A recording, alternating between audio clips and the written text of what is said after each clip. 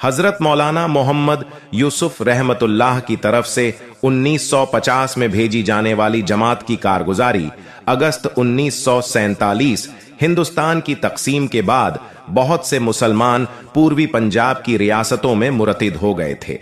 जब हजरत मोहम्मद यूसुफ रहमतुल्लाह को जब इन हालात का पता चला तो सख्त सदमा हुआ, तो आप मार्च 1950 में तबलीगी मरकज बस्ती हजरत निजामुद्दीन में लगातार 8 दिन तक इसी मौजू पर बयान फरमाते रहे और तरगीब देते रहे कि मुझे चिल्ला या 3 चिल्ला नहीं चाहिए, बल्कि ऐसे आदमियों की जरूरत है जो या तो मर जाएं यानी अल्लाह के रास्ते में अपनी जान दे दें, या पूर्वी पंजाब के मुर्तदों को दोबारा इस्लाम में ले आएं।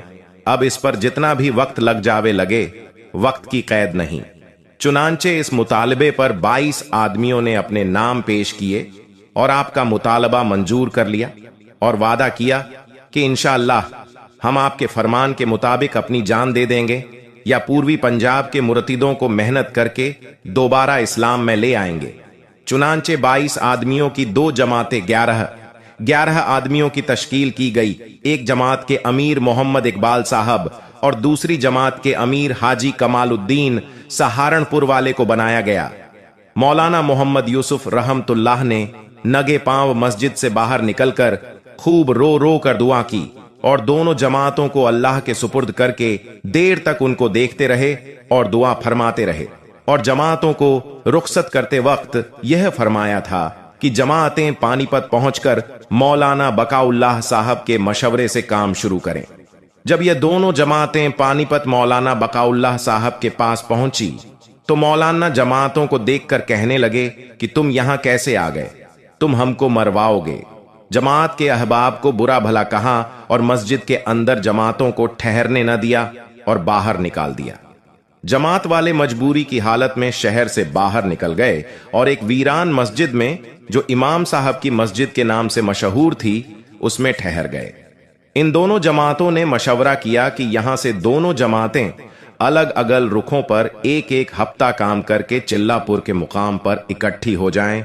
चुनांचे मशवरे के मुताबिक यह जमातें काम करती हुई ठीक वक्त पर चिल्लापुर पहुंच गई। इलाके की सूरत हाल, यहां पर 5 मस्जिदें थीं और 12 घर मुसलमानों के थे जो सब के सब मुर्तिद हो चुके थे। उन्होंने मस्जिद के मिंबर को तोड़कर उसकी जगह बुत बना रखा था जिसकी यह लोग पूजा किया करते थे। हमने इनसे बात की और तरगीब देकर इनको दोबारा इस्लाम में दाखिल होने की दावत दी, तो इनमें से एक आदमी बतौर रहबर के साथ हो गया और हमको दूसरे देहातों में ले गया। एक गांव में 10 या 12 आदमी छुपकर नमाज पढ़ते थे, बाकी सब के सब मुर्तिद हो चुके थे। हम इनको दोबारा छुपकर इस्लाम में आने की तरगीब देते रहे। इनमें 2 इमाम मस्जिद भी थे जिन्होंने दाढ़ियां मुड़वाकर सर पर छोटी रखी हुई थी। पहली आजमाइश हमने इस इलाके में 1 हफ्ता काम किया और यहां से हमारी जमातें जींद रियासत में चल गईं। जींद में 10 मस्जिदें थीं और मुसलमानों की काफी तादाद थी। इनमें अक्सर मुर्तिद हो गए थे और बाकी छुपकर नमाज पढ़ते थे। इनमें से 5 साथी हमारे साथ चल दिए। इस जगह पर 4 दिन काम किया। बहुत से अहबाब ने अजान देकर नमाज अदा करनी शुरू कर दी। इस इलाके में हमारी शोहरत हो गई कि इस किस्म के लोग आए हुए हैं जो कि मुर्तिदों को दोबारा इस्लाम में दाखिल कर रहे हैं। पुलिस को हमारी रिपोर्ट कर दी गई, जिस पर पुलिस के 20 सिपाही ट्रक में सवार होकर आ गए और जिस मस्जिद में हमारी जमात ठहरी हुई थी उसमें दाखिल हो गए और जमात के साथियों को लाठियों से और बंदूक की बटों से मारना शुरू कर दिया। एक एक आदमी के ऊपर 3-3, 4-4 सिपाही चढ़ जाते, मारते और गालियां देते, जिससे हमारे तमाम साथियों का पाखाना और पेशाब तक निकल गया। आखिरकार हम सब बेहोश हो गए। इन जालिमों ने हम सबको बेहोशी की हालत में ही उठा उठाकर ट्रक में डाल दिया और अंबाला की जेल में ले गए और जेल के अंदर एक तंग और तारीक कोठरी में डाल दिया। और सुबह हम सबको कोठरी से निकाला और पूरी जेल का पाखाना हमसे उठवाया। इसी हालत में हमें 3 दिन गुजर गए ना। हमें खाने को दिया, न पानी पीने को दिया। पहली गैबी मदद। चौथे दिन हम तालीम कर रहे थे कि एक अफसर आया। उसने हमको देखा तो पूछा कि तुम यह क्या पढ़ रहे हो। हमने उसको अपनी तालीम का मकसद समझाया मगर उसकी समझ में ना आया। उसने हमारे पास से तालीमी निसाब की किताब ले ली। थोड़ी देर पढ़ता रहा, फिर कहने लगा कि जर मैं इनकलाब से पहले मुल्तान में था तो हमारे बच्चों को कोई तकलीफ हो जाती थी तो हम इनको मुसलमानों के पास ले जाते थे जो तुम्हारी ही तरह के थे। इनको तबलीगी जमात वाले कहते थे, तुम भी उन्हीं में से मालूम होते हो। ये लोग अल्लाह के कलाम को पढ़कर दम कर दिया करते थे तो हमारे बच्चों को आराम आ जाता था।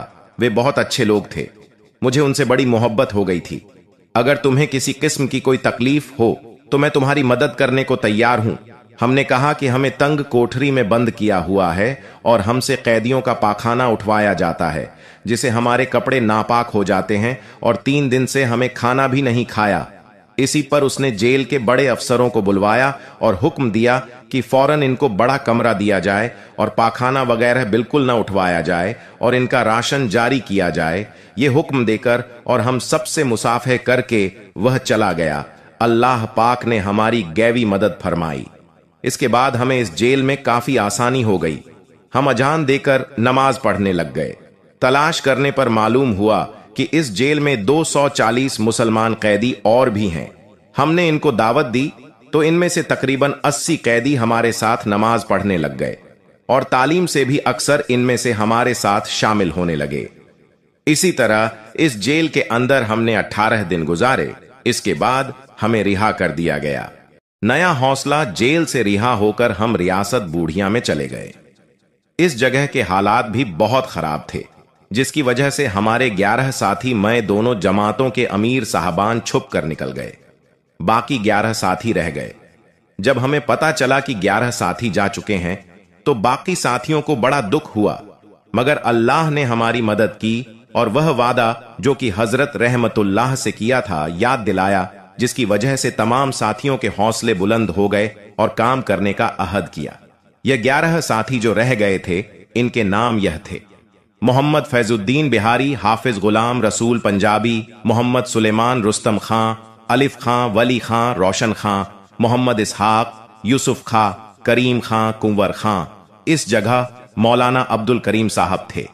हम सब साथी मौलाना के पास गए और इनकी खिदमत में अर्ज किया कि आप हमारी कारगुजारी अपनी मारवत निजामुद्दीन तबलीगी मरकज में हजरत मौलाना मोहम्मद यूसुफ रहज़ू की खिदमत में रवाना फरमा दे, जिसमें हमने हजरत जी की खिदमत में यह भी अर्ज किया था कि अब हम अमीर किसको बनाएं और आइंदा काम कैसे करें।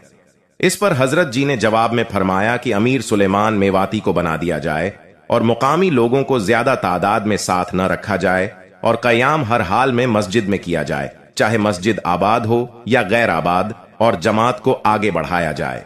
दूसरी आजमाइश निजामुद्दीन मरकज से जब यह पैगाम पहुंचा तो हमने यहां से अपना सफर शुरू किया। 10 दिन तक मुख्तलिफ मुकामात पर काम करते हुए हम अरूती पहुंच गए। इस जगह एक बहुत बड़ी मस्जिद थी जो वीरान पड़ी थी। हम इसमें ठहर गए। इस जगह पर पाकिस्तान से आए हुए सिख आबाद थे। जब इनको हमारा पता चला तो यह सिख बंदूकें और राइफलें लेकर मस्जिद में आ गए और हमें कत्ल करने को आमादा हो गए। जब हमने यह हाल देखा तो कहा कि तुम हमको कत्ल तो करोगे ही, हमारी एक बात मान लो कि हमें कत्ल करने से पहले नमाज पढ़ लेने दो। इस पर वह आमादा हो गए। हमने नमाज पढ़नी शुरू की और नमाज के अंदर ही हम रो रहे थे और अल्लाह ताला से मदद मांग रहे थे कि इन जालिमों ने नमाज की ही हालत में बंदूकों ये गोलियां बरसानी शुरू कर दी। तमाम साथी लहूलुहान हो गए। हर साथी के जिस्म को गोलियां चीर कर पार हो चुकी थीं और मस्जिद का सहन खून से रंगीन हो गया था। अमीर साहब के पांव में से 4 गोलियां पार हो गई थीं। अल्लाह की शान, खुद ब खुद गोलियां चलना बंद हो गई। हमारे साथियों में से कुछ बेहोश थे और कुछ होश में थे। दूसरी गैबी मदद, जब इन सिखों ने देखा कि बंदूकों से फायर बंद हो गए हैं तो वह हमारे पास आए और कहने लगे कि तुम यह क्या मंत्र पढ़ रहे हो कि हमारी बंदूकों खुद व खुद बंद हो गईं। हम फायर करना चाहते हैं मगर बंदूक नहीं चलती। हमने कहा कि हम न कोई मंत्र वगैरह पढ़ते हैं और न ही हम मंत्र वगैरह जानते हैं। हम तो उस मालिक का कलाम पढ़ रहे हैं जिसके कब्जे में हमारी जान है। वही हमारी जान का मुहाफिज है। मौत और जिंदगी उसके कब्जे में है। हम उसकी इबादत करते हैं और उसी से दुआ करते हैं। वही हमारा खालिक व मालिक है। यह सुनकर वह सब के सब चले गए। सिखों पर असर, हम सब साथियों ने कपड़े जलाकर अपने जख्मों को भरा और तमाम रात इसी हाल में गुजार दी। सुबह दिन निकलने पर वहीं सिख आए और अपने साथ एक डॉक्टर को लाए। उसने हमारे जख्मों पर मरहम पट्टी की और एक बाल्टी भी लाए जिसमें दूध था और हम सबको दूध पिलाया और कहने लगे कि हमसे गलती हुई है, अब तुम यहां से चले जाओ। एक सिख हमारी रहबरी के लिए हमारे साथ चला, जो मुसलमानों को बुलाता और हमसे मिलवाता, बात कराता। यह सिख हमारे साथ 5 दिन रहा और पंजाबी जबान में इसने 6 नंबर लिखे और याद भी किए। कलमा नमाज के बारे में हमसे पूछता रहा। इसके जाने के बाद हम इस इलाके में 6 दिन तक काम करते रहे। हमारी गिरफ्तारी यहां से हमारी जमात खिजराबाद की जामा मस्जिद में पहुंच गई। इस मस्जिद के एक हिस्से में हुकूमत ने महकमा घर बसाव गुड मिशन कायम किया हुआ था। इस महकमे वालों ने हमारे नाम लिख लिए और पुलिस को खबर कर दी। उनकी रिपोर्ट पर पुलिस आ गई और हमें गिरफ्तार कर लिया। और खिजराबाद से बाहर एक बहुत बड़ी हवेली थी जिसकी 4 दीवारी थी। उसके अंदर एक कुआं था। इनकलाब के जमाने में यहां पर मुसलमानों का काफिला आकर ठहरा था। मुसलमानों पर हमला करके सबको कत्ल कर दिया और उनकी लाशों को उस हवेली के अंदर जो कुआं था उसमें डाल दिया था। हमको इस हवेली के अंदर बंद करके दरवाजे में ताला लगाया तो हमको प्यास लगी। हमने इस कुएं में से पानी निकालने के लिए जब बाल्टी डाली तो बाल्टी में गला सड़ा बदबूदार पानी आया और हमने मजबूरी की हालत में इसी से अपनी प्यास बुझाई। 6 दिन हम इसी हवेली में भूखे प्यासे पड़े रहे। 6 दिन के बाद पुलिस वालों ने हवेली का दरवाजा खोला तो कुछ जिदा देखकर हैरान रह गए, क्योंकि उनका अंदाजा था कि यह लोग भूखे प्यासे से मर जाएंगे और फिर इनको भी इसी कुआं में फेंक देंगे। पुलिस वालों ने हवेली के पास रहने वालों से पूछा कि तुमने हवेली का दरवाजा तो नहीं खोला? उन्होंने कहा कि नहीं। उसके बाद उन्होंने हमें हवेली से निकाला और कहने लगे कि हुकूमत का हुक्म था, इसलिए हमने तुमको यहां बंद कर दिया था। हमने तुम्हारे अंदर कोई गलत बात नहीं देखी, लिहाजा अब तुम यहां से पहाड़ी नाहन के इलाके में चले जाओ। हम यहां से पहाड़ी नाहन के इलाके में आ गए। तीसरी आजमाइश, इस इलाके में हमने 15 दिन काम किया और मुर्तिदों को दोबारा इस्लाम में दाखिल किया। इस इलाके के मुर्तिदों को हमारी बातों से बड़ी हौसला अफजाई हुई और काफी तादाद में मुर्तिद दोबारा मुसलमान हो गए। मगर इनमें से जो मुनाफिक किस्म के लोग थे, उन्होंने पुलिस को खबर कर दी कि इस किस्म के लोग आए हुए हैं जो मुर्तिद मुसलमानों को दोबारा इस्लाम में दाखिल कर रहे हैं। इस रिपोर्ट पर पुलिस आ गई और हम सबको गिरफ्तार करके दरिया जमुना के पुल मुकाम ताजे वाला पर ले गए। रास्ते में हमें बंदूकों की बटों से मारते और गालियां देते। जब हम मुकाम ताजे वाला के पुल पर पहुंच गए तो उन्होंने हमारी लाशी ली और पैसे वगैरह सब छीन लिए और हमारे कपड़े वगैरह उतरवा लिए और एक एक करके सबको दरिया में फेंक दिया। उस वक्त दरिया में बहुत पानी आया हुआ था। दरिया के किनारे जो 5 गांव आबाद थे, वह सारे गांव मद्दा, लेशपुर, कढ़ी, अरुती वगैरह बह गए थे। दरिया में फेंके जाने के बाद जब हमने इधर उधर देखा तो पानी के अलावा कुछ दिखाई न दिया। हमारे सब साथी बेहोश हो गए। तीसरी गैबी मदद, हम इस बेहोशी की हालत में बहते चले जा रहे थे कि अल्लाह पाक की शान की दरिया के अंदर एक बहुत बड़ा कीकर का पेड़ पड़ा हुआ था। हम सब साथी उस पेड़ में उलझ गए। जिस वक्त हम पेड़ में उलझे हुए थे तो एक आवाज सुनाई दी। कोई कह रहा है कि हाय, मेरा मुंह वहां खां रह गया। जब यह आवाज कान में पड़ी तो देखा कि सब पेड़ में उलझे पड़े हैं और यह आवाज हमारे एक साथी की थी जो बेहोशी की हालत में अपने बेटे के लिए कह रहा था। मैंने मियां जी सुलेमान अमीर जमात से कहा कि यह वक्त रिश्तेदारों को याद करने का नहीं है, बल्कि उस पाक जात को याद करने का है जिसने हमें अब तक इन हालात से बचाया और जिंदा रखा। और इस बात की दुआ करो कि अल्लाह पाक मौत दे तो ईमान पर दे और इस्लाम पर कायम रखे, और अगर इस पाक जात ने हमसे अपने दीन का काम लेना है तो अल्लाह पाक हमको अपना जरिया बनाकर पूर्वी पंजाब के तमाम मुतिदों को दोबारा इस्लाम की दौलत से नवाज देगा। ये हमारा ईमान और यकीन है, अल्लाह पाक हमारे साथ है। जिस जात ने अब तक बचाया है हमसे अपने दीन का काम लेगा। चौथी आजमाइश और अल्लाह की मदद, जब तुम पेड़ का सहारा छोड़ दो और अल्लाह के भरोसे पर दरिया के किनारे की तरफ चलो। यह बात हो ही रही थी कि दरिया में एक जबरदस्त लहर आई और हमको बहाकर ले गई, और वह पेड़ भी दरिया की लहरों में बह गया। फिर हमें किसी का कोई पता न चला। अल्लाह पाक बेहतर जानते हैं कि उस जात ने किस तरह बचाया और हम सबको दरिया से निकालकर सूखी जमीन पर फेंक दिया। हालात यह थे कि जिस जगह हम रेत पर पड़े थे वहां से दरिया का रुख दूसरी तरफ हो जाता है, यानी दरिया की एक शाख खद्दर आबाद की तरफ और दूसरी बिजनौर की तरफ जाती है। दरमियान में सूखी रेत है। इस जगह से आगे अब्दुल्लाहपुर खो के मुकाम पर एक पुल है। उस पुल के नीचे लोहे की जालियां लगी हुई हैं और यहां पर पुलिस चौकी भी है। एक अस्पताल भी है। अगर कोई लाश वगैरह बहकर आए तो इन जालियों में अटक जाए और उसको निकाल लिया जाए, और अगर कोई जिदा बच जाए तो उसे अस्पताल में दाखिल करा दिया जाए। चुनांचे जब पुलिस ने हमें दरिया में फेंका था, पुर के मुकाम पर खबर कर दी थी कि हमने 12 मुसलमानों को हमें दरिया में फेंका था, उसने अब्दुल्लाह दरिया में फेंका है। इनकी लाशों को मत निकालना, बल्कि आगे दरिया में बहा दिया जाए।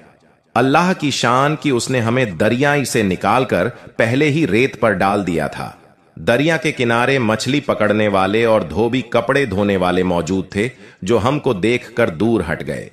जब सूरज की गर्मी से हमारे जिस्म गर्म हुए तो होश आया तो देखा कि हमारे आंख, कान, नाक में मिट्टी भरी हुई थी और हमारे तमाम साथियों के जिस्म अक्सर नंगे थे। हमने अपनी उंगलियों से अपने नाक, कान और आंखों की मिट्टी निकाली और सब एक जगह जमा हो गए, क्योंकि हम सब साथी एक मुरब्बा जमीन के फासले से जगह जगह पड़े हुए थे।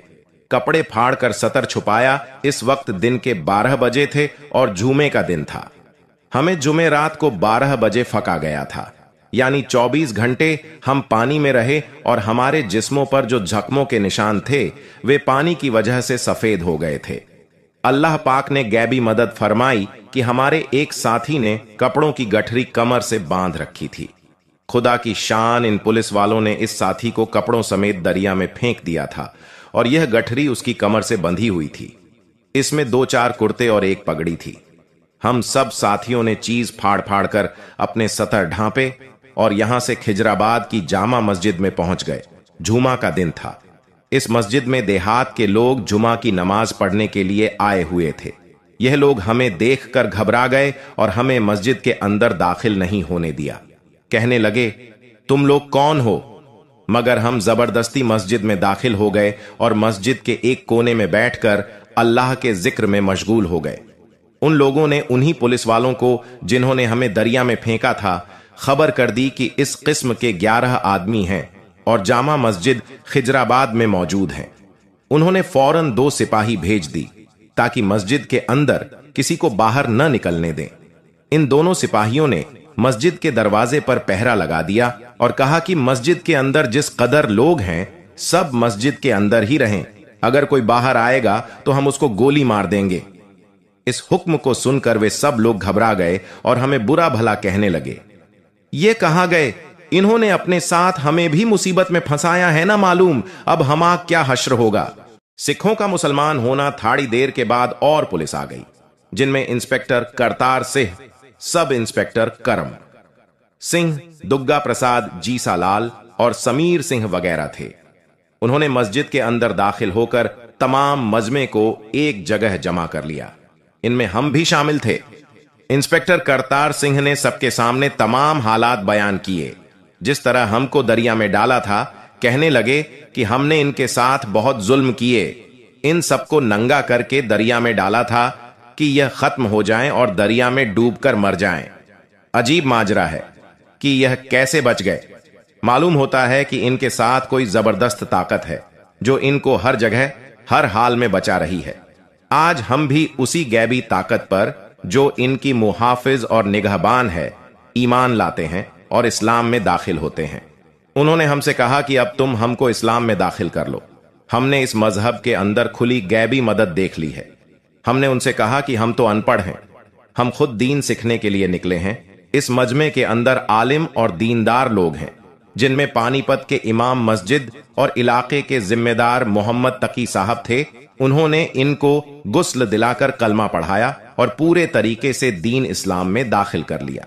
उन्होंने कहा कि अब तुम बिल्कुल आजाद हो, तुम पर आज से कोई पाबंदी नहीं है, नुसरत खुदावंदी का नजारा, हमारी आजादी और सिखों के इस्लाम कबूल करने के बाद उन्होंने हमारे लिए कपड़े मंगाए और दूध, मिठाई और खाना वगैरह खूब खिलाया।